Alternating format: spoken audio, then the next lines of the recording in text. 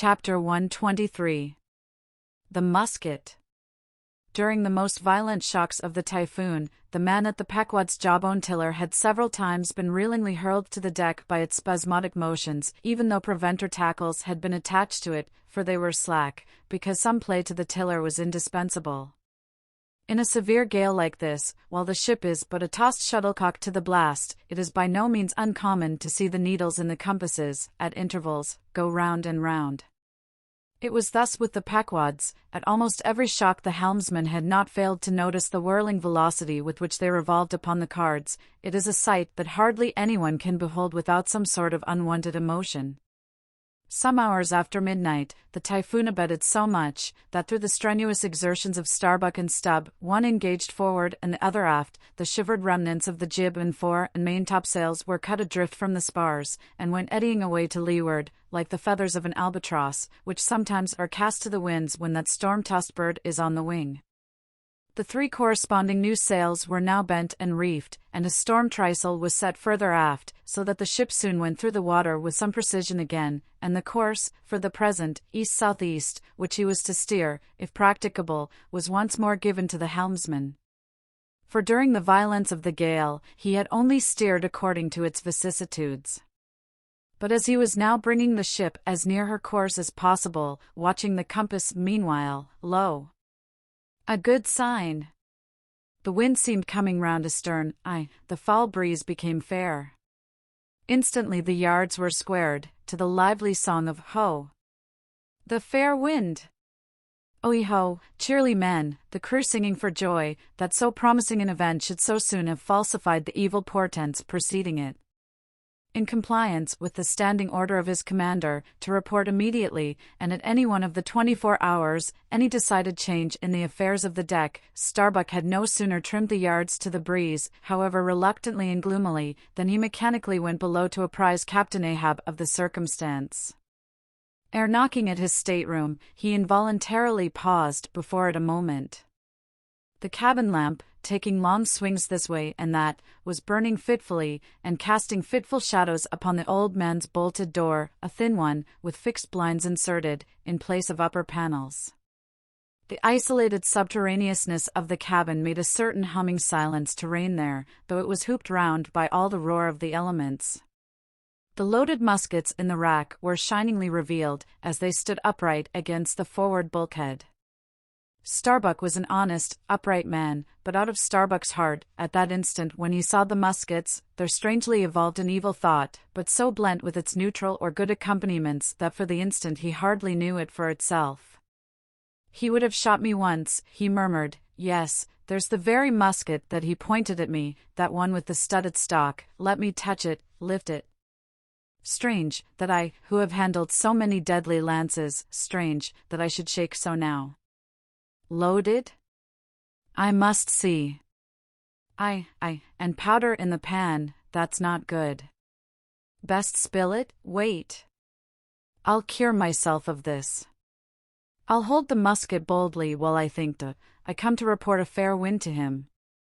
But how fair? Fair for death and doom, that's fair for Moby-Dick. It's a fair wind that's only fair for that accursed fish, the very tube he pointed at me, the very one, this one, I hold it here. He would have killed me with the very thing I handle now, and he would fain kill all his crew. Does he not say he will not strike his spars to any gale? Has he not dashed his heavenly quadrant? And in these same perilous seas, gropes he not his way by mere dead reckoning of the error-abounding log? And in this very typhoon, did he not swear that he would have no lightning rods? But shall this crazed old man be tamely suffered to drag a whole ship's company down to doom with him? Yes, it would make him the wilful murderer of 30 men and more, if this ship come to any deadly harm, and come to deadly harm, my soul swears this ship will, if Ahab have his way. If, then, he were this instant put aside, that crime would not be his. Ha! Is he muttering in his sleep? Yes, just there, in there, he's sleeping. Sleeping? Aye, but still alive, and soon awake again. I can't withstand thee, then, old man. Not reasoning, not remonstrance, not entreaty wilt thou hearken to, all this thou scornest. Flat obedience to thy own flat commands, this is all thou breathest. Aye, and say'st the men have vowed thy vow, say'st all of us are Ahabs. Great God forbid, but is there no other way? No lawful way, make him a prisoner to be taken home? What? Hope to wrest this old man's living power from his own living hands? Only a fool would try it. Say he were pinioned even, knotted all over with ropes and hawsers, chained down to ring bolts on this cabin floor, he would be more hideous than a caged tiger, then. I could not endure the sight, could not possibly fly his howlings, all comfort, sleep itself, inestimable reason would leave me on the long intolerable voyage. What, then, remains? The land is hundreds of leagues away, and locked Japan the nearest. I stand alone here upon an open sea, with 2 oceans and a whole continent between me and Lod. 'Tis so. Is heaven a murderer when its lightning strikes a would-be murderer in his bed, tindering sheets and skin together, and would I be a murderer, then, if, and slowly, stealthily, and half sideways looking, he placed the loaded musket's end against the door. On this level, Ahab's hammock swings within, his head this way. A touch, and Starbuck may survive to hug his wife and child again. Oh, Mary!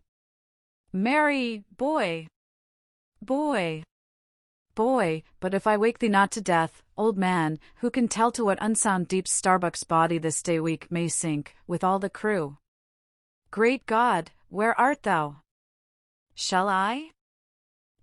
The wind has gone down and shifted, sir, the fore and main topsails are reefed and set, she heads her course.